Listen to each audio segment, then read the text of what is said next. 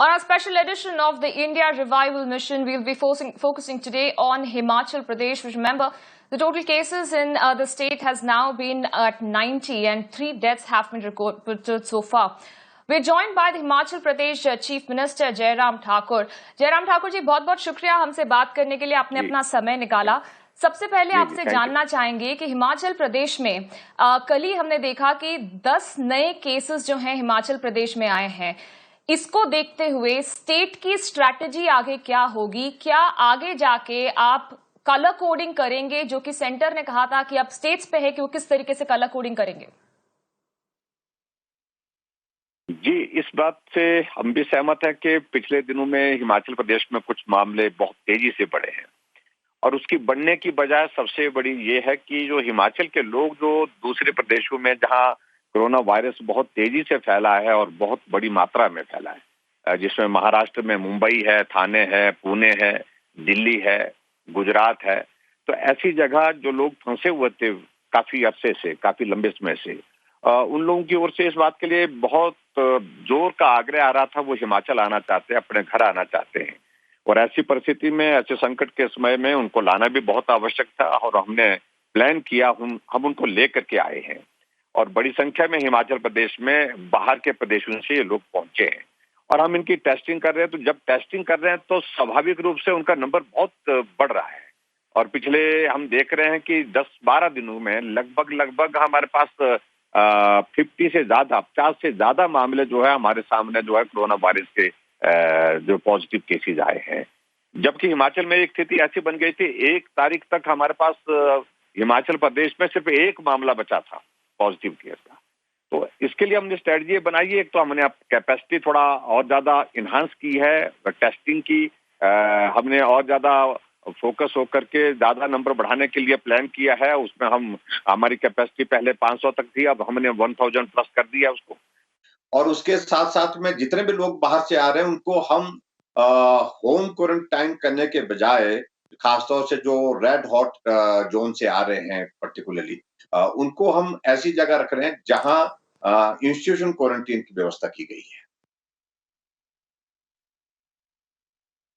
जी ठीक है ठाकुर जी, बहुत अहम चीज जो आपने भी बताई कि काफी सारे लोग जो हैं, जो लोगों का मूवमेंट है वो अभी बढ़ गया है, जिसके कारण हो सकता है कि केसेस भी बढ़ रहे हैं। लेकिन आपके वीडियो एड्रेस में भी आपने ये एक दिशा दी है कि शायद करीबन 66,000 पीपल की और आने की उम्मीद है स्टेट्स के अंदर। इसको देखते हुए क्या आपकी टेस्टिंग स्ट्रैटेजी होगी? क्या और क्वारंटीन सेंटर्स बनेंगे प्रदेश में? जी, हमने बहुत बड़ी मात्रा में क्वारंटीन की व्यवस्था की है, पर्टिकुलरली जो हमारे इंस्टीट्यूशनल क्वारंटीन की व्यवस्था है। और उसके बाद जो ग्रीन जोन और ऑरेंज जोन से जो हमारे लोग आ रहे हैं, उनका मेडिकल एग्जामिनेशन करने के बाद फिर हम उनको होम क्वारंटीन के लिए भेज रहे हैं।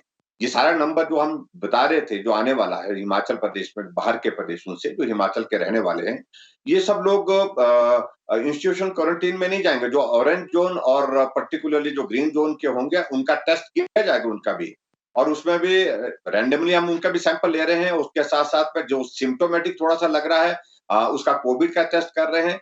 हम किसी को भी इस प्रकार से जाने नहीं दे रहे हैं, लेकिन फिर भी उसके बावजूद जो है, जो नंबर अभी बाहर से आ रहा है, उसमें हम मान करके चल रहे हैं कि नंबर और पॉजिटिव केसेस का बढ़ेगा और उसके अनुरूप जो है हमने तैयारी कर दी है।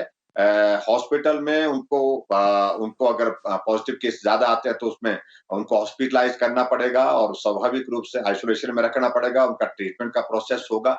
तो उसमें थोड़ी जो कैपेसिटी है उसको एनहांस करने के लिए हमने जो है वो तैयारी कर।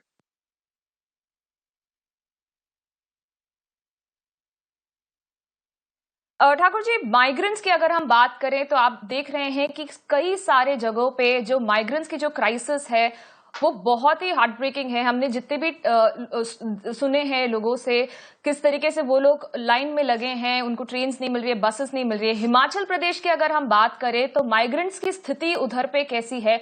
कितने ट्रेन्स, कितने बसेस जो हैं स्टेट गवर्नमेंट की तरफ से अरेंज किए हैं और कितने माइग्रेंट्स हैं ठाकुर जी जिन्हें दूसरे प्रदेशों तक भेजना है? हिमाचल प्रदेश में जो बाहर दूसरे प्रदेशों के जो माइग्रेंट लेबर है, उसकी लगभग संख्या 70,000 से प्लस है। और हमने स्टेट चीफ मिनिस्टर से बात की है, स्टेट अथॉरिटीज से बात की है, सब लोगों से, कि वो अपने जो माइग्रेंट लेबर जो हमारे पास जिनका रजिस्ट्रेशन हुआ है, उनको ले जाने के लिए जो है प्लान बना लें।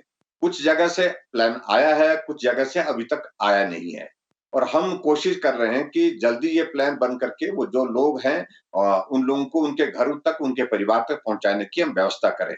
लेकिन उसके बावजूद मैं कहना चाहता हूं कि हिमाचल प्रदेश में कम से कम एक स्थिति नहीं है जो बाकी राज्यों में हो सकती है, मुझे मालूम नहीं। हिमाचल प्रदेश में एक तो पैदल जाने वालों की और आने वालों की संख्या नहीं है।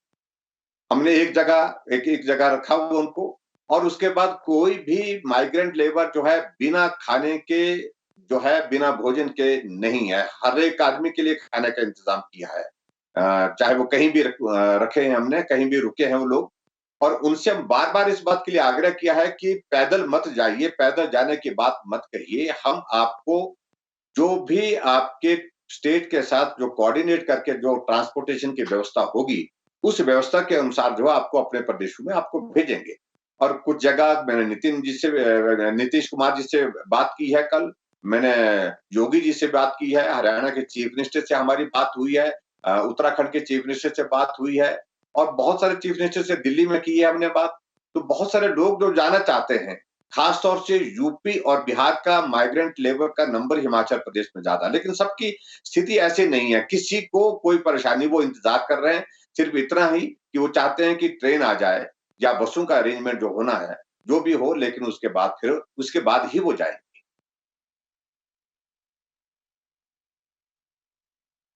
ठीक है। ठाकुर जी, अगर आप टूरिज्म की बात करें, हिमाचल प्रदेश में हमें पता है कि अप्रैल मई जून ये जो 3 महीने हैं ये काफी अहम माने जाते हैं टूरिज्म के लिए, एकदम पीक सीजन माना जाता है। अब जो कि टूरिज्म पीक सीजन में बंद है और इकोनॉमिक पैकेज में भी किसी तरीके से टूरिज्म सेक्टर का कोई जिक्र नहीं किया है, किसी तरीके का रिलीफ पैकेज टूरिज्म सेक्टर को नहीं मिला है, तो स्टेट की तरफ से इस सेक्टर को रेस्क्यू करने की आपकी क्या स्ट्रैटेजी रहेगी? किस तरीके का मॉनिटरी इंपैक्ट पड़ा है, किस तरीके का लॉस हुआ है स्टेट को टूरिज्म को लेकर? टूरिज्म हिमाचल प्रदेश के लिए एक बहुत बड़ा एक सेक्टर है, जिसमें एम्प्लॉयमेंट जनरेशन का भी बहुत बड़ा एक माध्यम उसके से होता है, और दूसरे उसके साथ साथ में ये हमारे हिमाचल में आय का भी एक बहुत बड़ा जरिया है। ऐसे में इस बार बहुत बड़ा संकट है टूरिज्म को लेकर के, विशेष तौर से। लेकिन उसके बाद जहां आप कह रहे हैं कि केंद्र सरकार ने कोई पैकेज नहीं भेजा, लेकिन मैं तो आदरणीय मोदी जी का बहुत आभारी हूं।